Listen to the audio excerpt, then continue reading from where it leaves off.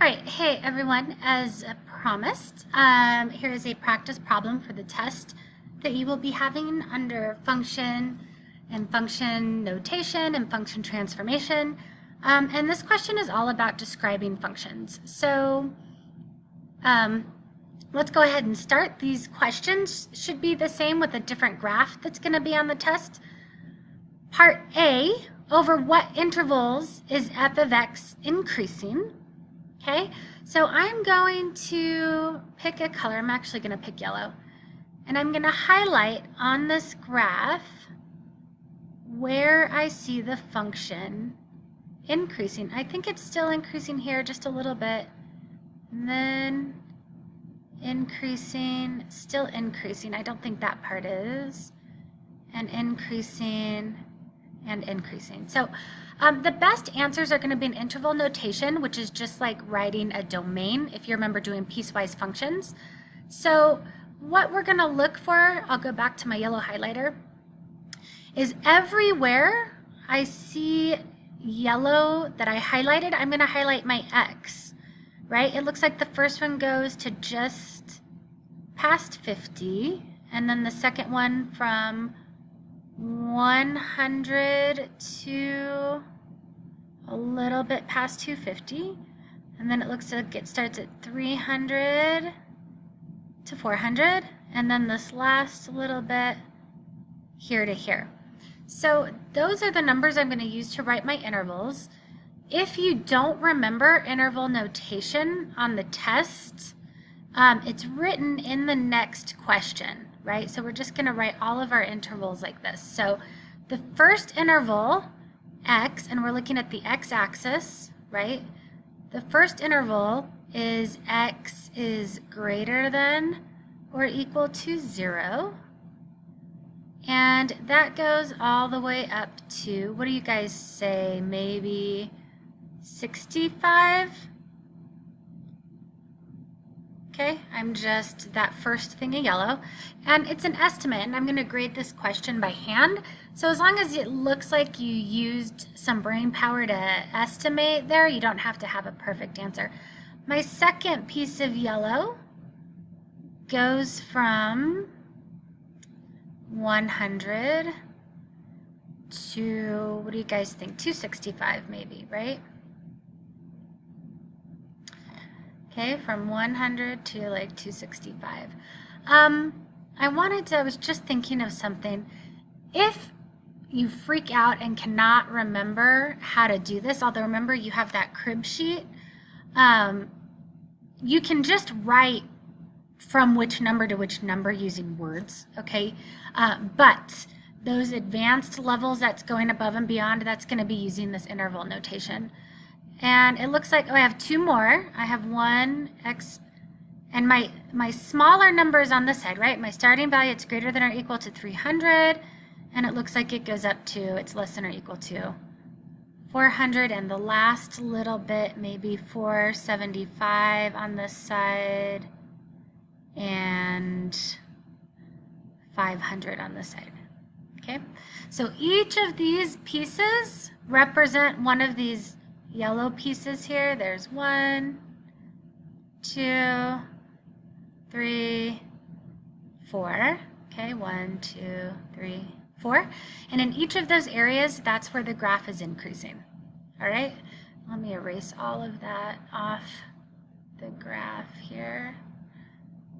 Actually, I'm going to erase everything here because I want to highlight it for the next question. Okay. Question B. At what values of x does f of x have a minimum over the interval x is greater than or equal to 200 and less than or equal to 400? So we're only looking at from 200 to 400. So I'm going to go up to the actual graph and highlight the graph over that interval. Okay, so here's where I'm looking at. So it's asking, does the graph have a minimum here? A minimum, the definition for a minimum is where the graph changes direction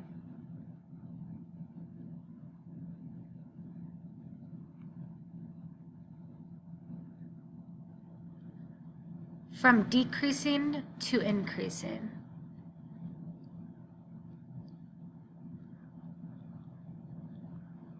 To increasing.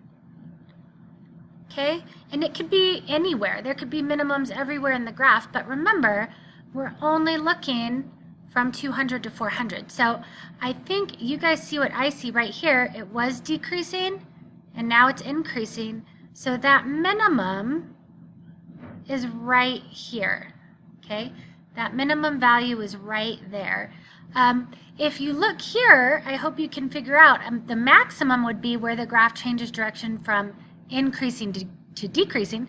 There's a maximum value right here. It was increasing, now it's decreasing, right? Both are vertexes, but the question's only asking us for a minimum. So at what values of x? So the question says values, so maybe there's more than one on the test. I'm not sure, just be careful that you get all of those. It looks like here it's only one, and it wants to know the x value, right? For what value of x? Well, that's going to be if I estimate, if I go down, where x is 300. And remember, on the test when you're answering questions, if you answer in complete sentences, you always have that chance of having a better explanation, of being able to get that top tier point, where sometimes to get all of those points, you have to go above and beyond. So I would say the value of the graph between 200 and 400, or the value of x has a minimum between 200 and 400 at x equals 300. Okay, that's where that minimum is. Question C, at what value of x does f of x, so that's just this like arbitrary function, f of x, so we have this arbitrary function here, where does it have a 0? Now remember, I want to erase some of this down here. Remember, a 0 is the same as, I think it was like the very first day of this unit, zeros, solutions, roots, and x-intercepts all mean the same thing. Seps, x-intercepts. These all mean the same thing. Okay? And the one to remember, of course, is x-intercepts. Does this graph, does this arbitrary function cross my x-axis anywhere? Or touch. It could even touch, and that's also going to give us a 0. But this one doesn't. On the test, it will. So you just have to say, oh, maybe this graph went all the way down here and touched and went back up. And then this right here would be the 0, where x is like 175. Okay? Like I said, this question doesn't have it, but on the test, it will have it on there. Okay? And that leads us to the last question, which is part D. What is the approximate average rate of change of this function over the interval 0 to 400? So let's mark that interval 0 to 400. Okay, and these numbers are different on the test, so don't think, don't accidentally write down these numbers, you guys. You're gonna have to figure it out your own. So I hope you realize when you talk about average rate of change, and yeah, it says rate of range, but of course I meant change right there. The average rate of change from here to here means we want to draw, oh, I wonder if I can input an actual line here. I'm going to pause and look for that really quick. Well, I couldn't find an insert a straight line, so I'm going to have to do the best I can. So I'm going to draw a straight, because I don't have a ruler, a straight line between these 2 points. And what this question is asking you to do is to find the slope, okay, the slope between those 2 points. You can do this one of 2 ways. You can draw your slope triangle, right? And we can find the distance between here and here, which is 400, right? And then my distance, my rise between 10 and 60, which is obviously 50, okay?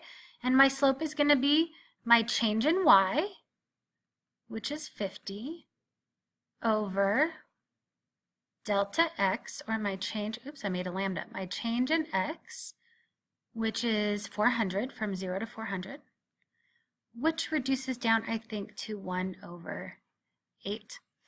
You could always put this into, you could call these 2 points. This would be 400, 60. And this point here would be 0, 10. Okay. And you could say y2 minus y1 over x2 minus x1. Okay, that's the formula, right? And that would give us the same, 50/400. So that would be our average rate of change over the interval 0 to 400. So it wants us to figure out if this was a straight line between those 2 points, what would the slope of those two, what would the slope of that straight line be? So what you might be thinking to yourselves, or what I would be if I knew I had a crib sheet I could use, is how much of this will I be able, or do I need to put on my crib sheet? That's up to you. Remember, you only get that one page, nothing more. So good luck, get some good night's sleeps, and I will talk to you soon.